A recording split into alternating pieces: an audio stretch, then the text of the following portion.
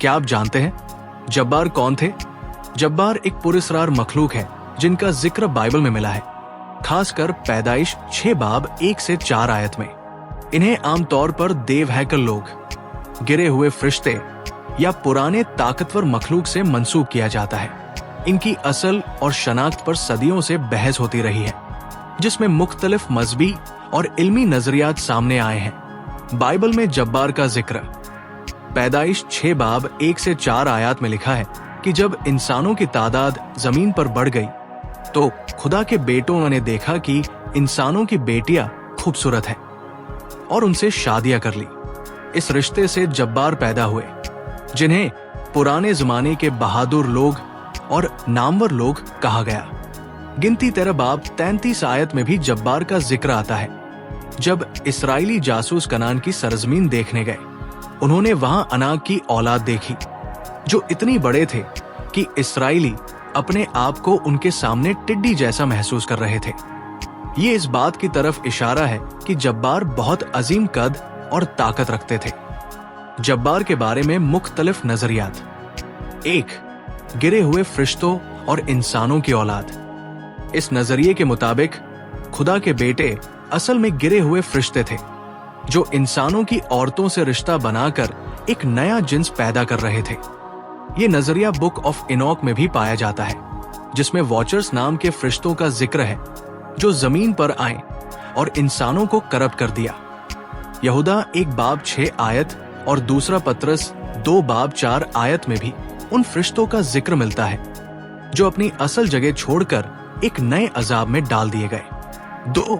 हजरत शीश की औलाद और काबिल की औलाद। इस नजरिए के मुताबिक खुदा के बेटे असल में हजरत शीश की साले नस्ल थी, जबकि इंसानों की बेटियां काबिल की गुनहगार औलाद थी। जब्बार असल में सिर्फ ताकतवर इंसानी बादशाह थे जो गुनाह में डूब गए थे, न कि कोई गैबी या शैतानी मखलूक। ये नजरिया सुपरनेचुरल वजूद को नहीं मानता, लेकिन ये समझाने में कमजोर लगता है कि ये लोग इतने मुख्तलिफ और अजीम क्यों थे। 3. पुराने बादशाहों और बहादुर सिपाहियों का नजरिया। इस नजरिए के मुताबिक जब्बार असल में सिर्फ ताकतवर और अजीम सिपाही थे जो पुराने जमाने में मशहूर हुए। खुदा के बेटे का मतलब मालिक और बादशाह लिया जाता है, जो अपने आप को देवी ताकत का मालिक समझते थे। ये पुराने दौर की सल्तनतें और उनके शाही अफसाने हो सकते हैं। जब्बार और तूफान नूह। पैदाइश 6 ये बताता है कि जब्बार की मौजूदगी और दुनिया की बुराइयों की वजह से खुदा ने बड़ा तूफान भेजा ताकि जमीन को पाक किया जाए। अगर जब्बार तूफान में हलाक हो गए थे तो गिनती 13 में उनका जिक्र दोबारा क्यों आता है? कुछ उलेमा का कहना है कि उनका कोई खून नूह की औलाद में किसी तरीके से चला गया, या फिर गिरे हुए फरिश्तों ने दोबारा ऐसे लोग पैदा कर दिए। तूफान के बाद भी देव हैकल कबीलों का जिक्र। बाइबल में तूफान के बाद भी कुछ अजीम कद और ताकत रखने वाले कबीलों का जिक्र मिलता है, जैसे अनाकिम, अनाक की औलाद, जो इस्राएली कौम के लिए खौफ की वजह बने। इस्तिस्ना 9 बाब 2 आयत। रेफाइम, एक और अजीम कद वाली कौम जिसमें किंग ओग ऑफ बाशान शामिल था, जिसका बिस्तर बहुत बड़ा था। इस्तिस्ना 3 बाब 11 आयत। गोलियत, ये वो मशहूर फिलिस्तीनी फौज का सिपाही था जिसे दाऊद नबी ने शिकस्त दी। पहला सामुएल 17 बाब। मजहब और तारीख में जब्बार का जिक्र। बुक ऑफ इनॉक में कहा गया है कि जब्बार सिर्फ ताकतवर नहीं बल्कि जालिम और इंसानों के दुश्मन भी थे। सुमेरियन और ग्रीक मिथोलॉजीज में भी देवताओं और इंसानों के दरमियान ऐसे जिन्स पैदा होने का जिक्र मिलता है। ये इस बात का इशारा हो सकता है कि दुनिया के मुख्तलिफ इलाकों में ऐसे किस्से मशहूर थे। इल्मी और तहकीक की रोशनी में जब्बार। आज तक कोई आर्कियोलॉजिकल सबूत नहीं मिला जो एक बहुत बड़े इंसानी जिन्स की मौजूदगी को साबित करे।